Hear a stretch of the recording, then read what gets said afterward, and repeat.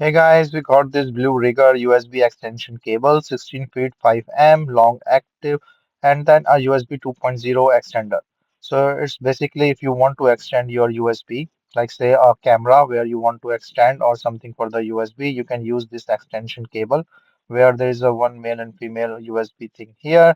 So the cable wise, it's a really nice and the repeater cable with that you can use for the printer, camera, keyboard, hard drives, or anything you want. It can transfer data as well.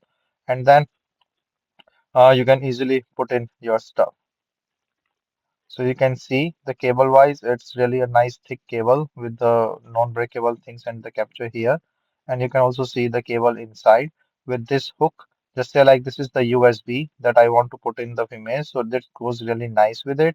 And you can extend this USB cable. So the one end will go in a where you want, and the other end can go up to the some length, and you can put in the stuff. So very nice cable as I can feel it here, and can be used for flash drive, game console, mouse, keyboard, or anything you want. So the nice cable and the nice transfer thing with a good extension, gold-plated connector and stuff.